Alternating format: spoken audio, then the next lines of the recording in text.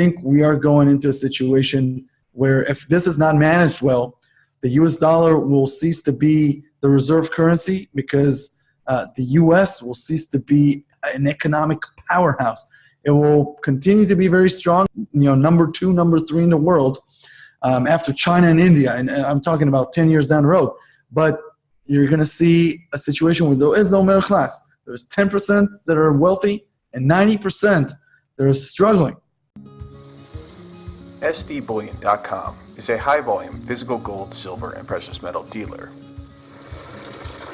At SDBullion.com, you can order your guaranteed physical precious metal bullion products online, 24 hours a day, 7 days a week. Visit SDBullion.com for more information.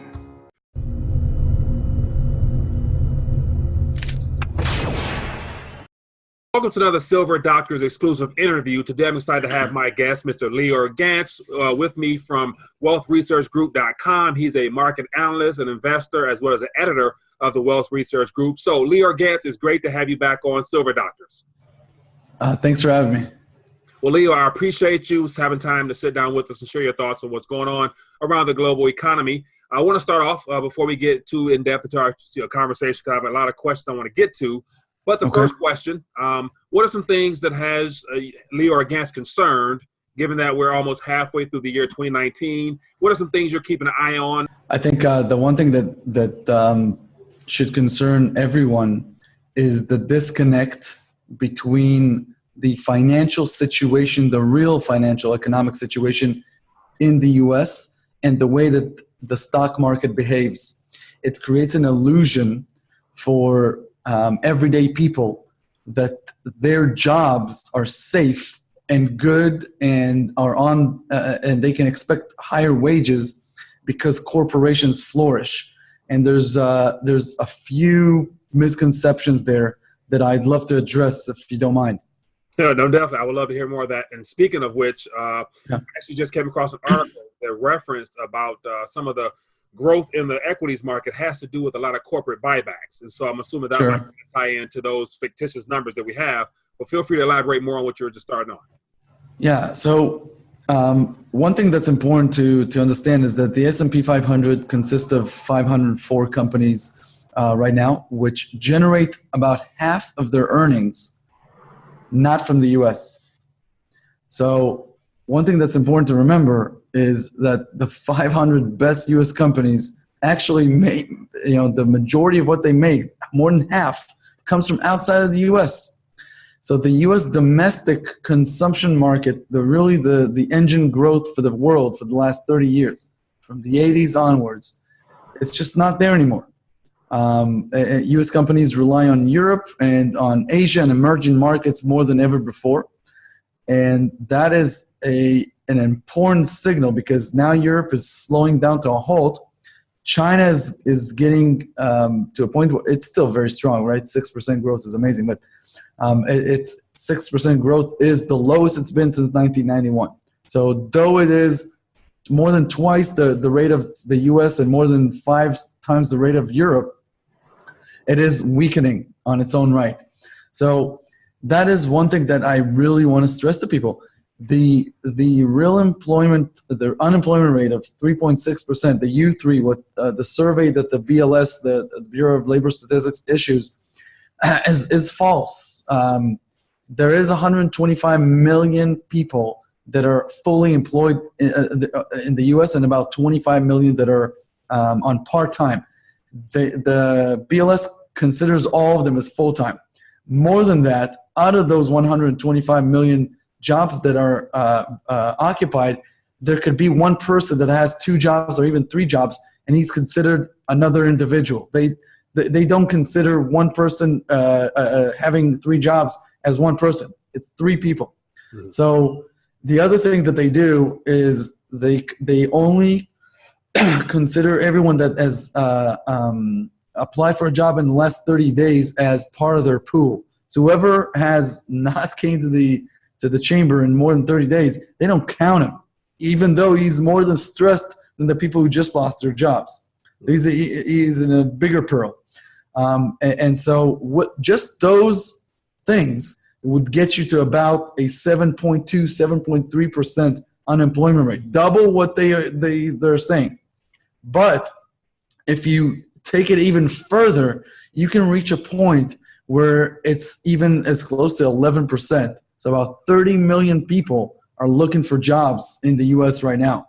And that's big because you have about 20 million people that are on minimum wage, and you have about half of the working population that are earning about $30K a year before taxes. There is literally no middle class in America. And the cause of this is actually part of the reason the stock market is booming. Because what happened is in 2008, Mike, what you saw is basically the top officials at the Fed and at the Treasury, so both central bank and government, together between Bernanke, Geithner, who was the Fed, and then Paulson, that was the government. But everyone around them, it's not like those three are dictators. It was a lot of people involved, etc. They decided that they will not let the system fall and crumble and let the free market enterprise cleanse it out. They were too distrustful of what this country can absorb, what the masses can handle in terms of losses and whatever the panic would brought about, that they decided to bail out institutions that have made mistakes and even criminal mistakes. And so what I think America has gone through is a situation where with low interest rates and with QE programs, the corporations have flourished using in part buybacks, but more than anything else, using cheap credit, which for a business is highly important. And not only that, but artificially the demand for stocks over other asset classes is increased because low interest rates make stocks more attractive. And so essentially, if I was told tomorrow, if somebody whispered in my ear tomorrow that, hey, interest rates around the world are going to zero for the next 10 years, I would buy stocks because they would make them even more attractive to me, considering the other alternatives, right? Right. So this is part of why the recession, the recovery has been so fragmented. Like one person will tell you, hey, I had no recovery. My job still sucks. My wages still sucks. While another person will tell you, hey, I doubled my money in the stock market and etc. It's a very fragmented recovery between haves and have-nots. Mm-hmm. And because more than 60% of the U.S. population has zero stocks and doesn't own a home, for them, the recovery has only been if they have gotten higher wages. What we know is that low-level wages are going down, while high-level wages are going actually up. High-level jobs, are going up, while low-level jobs are going down. So it's not what's transpiring in the U.S. is the rich are getting richer by wages and by profits, while the poor are not participating in the stock market, not participating in the real estate market, and not participating in any meaningful salary growth. Right. So, and there's even more. I saw some recent numbers I mentioned about how people are literally using their credit cards just based upon necessities now to cover bills. As you mentioned, there's not enough savings, so they're using their credit cards for survival purposes. And then also to comment on what you mentioned earlier about how there's an inequality of those that have and those who do not have. Those that are aware those that are aware rather have utilized 10 years of cheap money or debt for the most part. And do you think that a part of this whole so-called expansion, the reason it's slowing down is because debt is coming due and corporations are responsible for paying that back now at a time where growth may not be as abundant as it was a while back? I think what the rich understand, and it's very important for people to understand this, is that the growth is mostly behind you. The U.S. is an economy that functions at an official 3.6 or 3.7 or 3.8% unemployment rate. There's just literally, there is no other place for businesses to keep hiring. So there is no growth anymore. You've hit peak productivity. The next thing after peak productivity is a turning around in productivity, which means companies, in order to stay profitable, will need to either raise prices on the consumer or fire people. There's just no other way to create a margin and stay profitable. And they're firing right now. When the economy is strong. So when the economy is weak, you can open new markets, open new stores, expand. They literally organically grow. That is 2009, 2010, etc. Now you're 2019. Most people are employed. The economy is very strong overall. And when I say the economy is strong, I don't mean people are flourishing. I mean corporations are flourishing. So it's important to distinct this.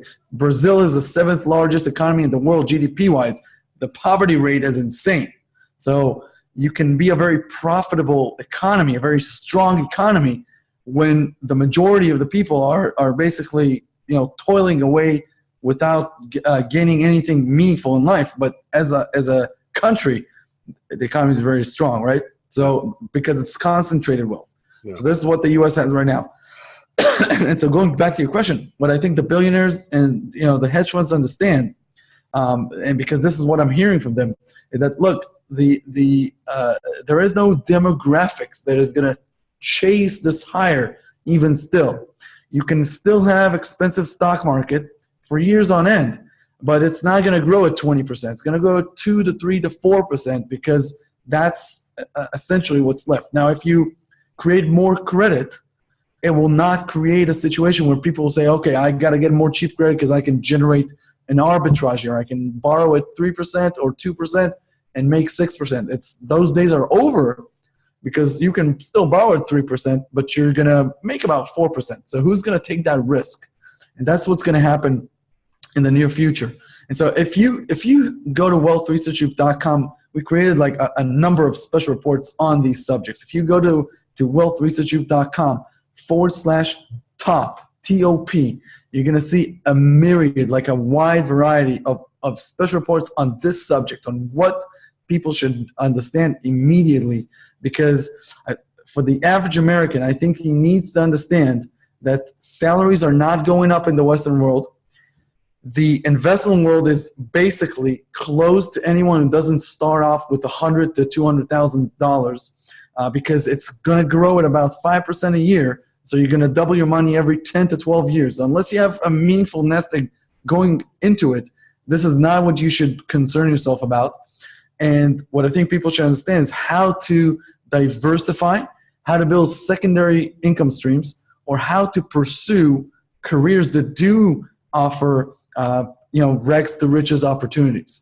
So this is what I think people should need to understand. Almost no job is safe. And nearly every industry can be either automated or outsourced. Nearly every industry. And so there are certain professions and certain skills that if you master or if you pursue, they will offer much more security and longevity and stability. Because what people will go through in the next 20 years, you will see people that are 40 and have changed careers 3 or 4 times. Yeah. Whatever they studied in uni has nothing to do with what they're doing now. And they'll find themselves displaced at 45 with not a lot of savings.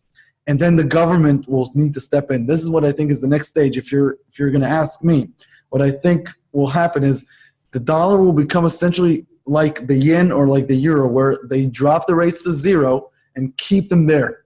The dollar is going to stay at 0 rates, and they'll print currency, and the Fed will monetize the bonds. So the Fed will essentially keep on buying bonds to keep interest rates low artificially, while the government starts paying some sort of a credit to all the people that are displaced to make sure that they're not becoming above being, besides being poor, that they're not becoming frustrated. Right. That's the universal basic income or some type of allowance in a sense. Yes, it is. It's exactly that. That is where the lobbyists and the billionaires are taking the conversation. And I think that is one risk, that this economy, this country will go that way. Now, the true capitalists are saying something altogether different, or I can talk to you about that, but I don't think they will win.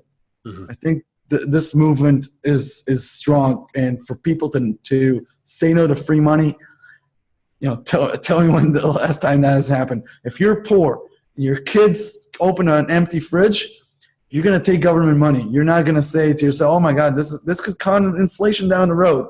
Mm-hmm. You're thinking about feeding kids. So if you leave it up to the poor and to the shrinking middle class, you will get more handouts because they are thinking survival.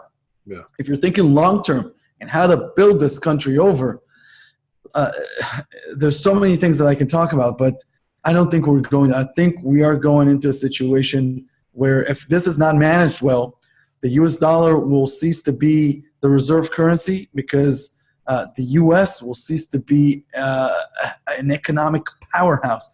It will continue to be very strong and number 2, number 3 in the world after China and India. And I'm talking about 10 years down the road. But you're going to see a situation where there is no middle class. There's 10% that are wealthy and 90% that are struggling and trying to survive. This is where I see the U.S. going if people don't understand this and start to take action. Right. And so you hinted on a lot of great things in that part there. But one of the things here that the people are already starting to feel is the whole pinch on employment. And so as you mentioned before, there is no such thing as job security because we're witnessing right now from the auto manufacturing sector, the retail sector, anybody in the line of work that is not in high demand globally is being challenged right now. Therefore, there will be a lot of people that's misplaced in the workforce. Now, you hinted at diversification. And so what are some ways that people can begin looking at other alternatives to hedging the risk of their current line of work or whatever? Well, this is the perfect question, and I'm glad you asked it because many times when I'm interviewed, people ask me about, tell me the scariest thing that you want to tell the audience. I also want to talk solutions, so it's a great question. One thing that I think people should understand is that they shouldn't put their, unless they have a meaningful nest egg, they shouldn't put investments at the top of their priorities. If you have a few $1,000s, that shouldn't be what you obsess over every single day. You should obsess about how to increase your income streams, how to create new income streams, how to move into an environment where you're living in a cheaper area or even outside of the U.S. if you can keep your employment, and how you can turn around your career into a career that has more stability and more opportunities. Because here's the thing, 30 out of the 50 states, the number one job is trucking. There are about 1.7 million driver trucks in the U.S. Could you imagine what will happen when the driverless trucks come along? Yeah. And these people are this is the number one job for 30 out of the 50 states. Mm-hmm. So it's a huge deal. And this is not only that. Could you imagine some of these jobs that have been outsourced? Nobody would even think about that many years ago. But even accountants, CPAs, they outsource most of the labor, the actual work, the crunching of the numbers to India, get it back all done and file. So even if your CPAs in the U.S., mostly you can outsource the stuff to outside. Mm-hmm. Architecture, people, the blueprints, drawing boards, they move it to China. The office might be in the U.S., but all the work is done in China. And this is going to continue and expand because the U.S. can't compete on labor. They can compete on quality. And so that's the problem. Only the wealthy can be part of the circle that goes into Silicon Valley or Wall Street or all these other intelligence jobs and high-tech jobs, because the poor, they have a hard time even getting towards tuition and getting into these jobs, which have a ton of competition over them and a lot of networking and connections to get into these jobs. So that's one thing I want to make sure people understand. It's not a fair jobs market at all. And so if you're struggling, you have to work double. That is one of the key things that I want to ingrain in people's minds. The poor will have to work double. And here's some ways to work double. There's so much wealth out there, so much cash on the sidelines from private equity, from hedge funds, from people in that live 10 to 15 minutes from your house, and they're wealthy. You need to network with them and present them with opportunities, with business models. If somebody came to me and if an Uber driver would come to, would tell me in that 15-minute drive a business opportunity that I can invest in, that Uber driver tomorrow could be the CEO of a new startup. Mm-hmm. People are looking, it's very true. You need to understand that when there's an haves and have-nots, the haves have a lot of cash and a lot of wealth. They're looking for opportunities. If the have-nots have opportunities, ideas to show them, that's one thing they need to do. If you're struggling, put at least 3 to 4 hours a day where you walk in the streets, networking, understanding what is a great need in the market, and coming up with business plans. That's one thing. That can literally lead you to a blowout year. And I can personally attest that has happened to me in my life. I went through that phase. I knocked on somebody's door that I wanted to get into business with, and I flew to his house, and that's how it started for me in 2009, right after the crash. But this is something you really need to think about. If you're an employee, think about approaching management with ideas. Come up with ideas every single month. You will shine because other people will not do that. In contrast to other people who do the minimum not to get sacked and get the least amount of wages, not to get fired, not to quit, which is what the work cycle is. Yeah. You do enough not to get sacked, and they pay you enough not to quit. Do the opposite. Be first and go last home, and have ideas. Have imaginative ideas. That's one thing. Second, find 2 other hungry people like you. Form a nucleus of people that together you share the common goal to get your families out of the struggle, and together start coming up with ideas, because together you will not quit. So that's the second thing. And network in order to do that. Go to real estate clubs. Talk to other people online and offline. Start building that nucleus. Also, think about second income opportunities from your house. It can be even $100 to $200 a month, and it will start making a difference if you save that money initially. It can be more. People take surveys online every single month and make $150 to $200 taking surveys. There's tons of ways. Just get a little bit more so you can breathe, etc. And then you can think about investments later. If you're looking at investments, think about the fact that you want to have cash flow. That's ideally what you want to focus on. And then the rest, look at either hedging opportunities or speculative opportunities, something that you can make 10 to 1. It's going to take a few years, but you can make 10 to 1 or 15 to 1, something big. Don't invest a lot of your net worth in it, but if you find that thing, don't hesitate, because if you have the rest of it, in cash flow opportunities, you can risk 2 to 3 to 4% of your net worth in something that might go down 50%, but it can go up 15 times. That's a good risk to reward ratio, and it can change a life. Yeah. If you put $1,000 in there and it goes to 15,000, it's a great way to start your no nest egg and proceed from there, and your brain will increase in professionalism on how to evaluate venture opportunities or small cap opportunities. So those are the 3 things.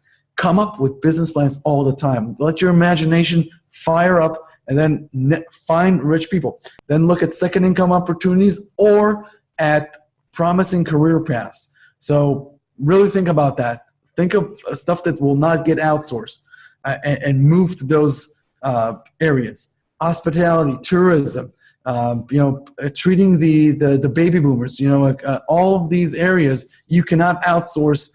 Opening up, healthcare. The baby boomers cannot get a massage in China. Somebody needs to treat their back here, etc. Think about these kinds of real estate management, etc. These are things that will not get outsourced, and they're needed. Or the opposite is think of ways to work from home where it doesn't matter where you are, and then you can move to areas that are not expensive to live at, and then you get high wages, but you don't live in Silicon Valley. Mike, there are people in Silicon Valley that are earning $100,000 a year and live in a car. Or I've done reports, people are living on boats now, people are living in tents now, people live in RVs along along the coastal areas is really rough for a lot of people who are high income earners. So yes. So, that's what I want people to understand. Now, one thing that's very interesting is that if the Federal Reserve does go in the way of the yen and the euro and drops rates to zero and essentially keeps them there, they're taking themselves out of the game. So from now on, interest rates will not play a part of the economy. All that will happen is that the government will essentially create the credit, tax, so they will tax the rich even more and allocate funds. This is essentially the only thing that will create ebbs and flows in the economies, how they tax. So you will see a lot of reforms in taxes if we move to that kind of an economy. If we don't, if capitalism prevails, what I think will happen is you will see companies that what they do is they try to train teenagers earlier. So they will try to recruit you if you live in distressed zip codes earlier. There will be like night schools, or during July and August where other people are vacationing, the lower income class will stay in school, and people from Google, from Amazon, they will start recruiting very early on because people will want a promising career path early on. So this is another way that capitalism can come in here and work. And a lot of people are also looking at philanthropy in the U.S. because when you have billions, you don't need billions, right? It's you can either let the government tax you or you can donate, but you don't need it, right?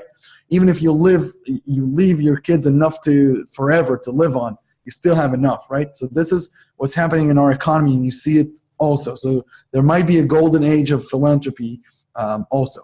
Yeah. So this is some of the things, but I think for the average person, he really needs to change his mindset and start hoarding and saving,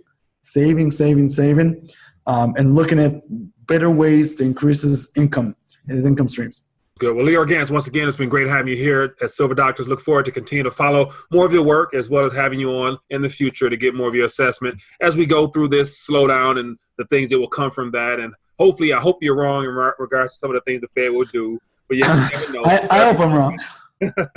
We got to be open to whatever could come our way. But other than that, it's been great having you join us once again. Look forward to staying in touch. And as always, continue to do what you do, my friend. Thank you. Thank you, sir.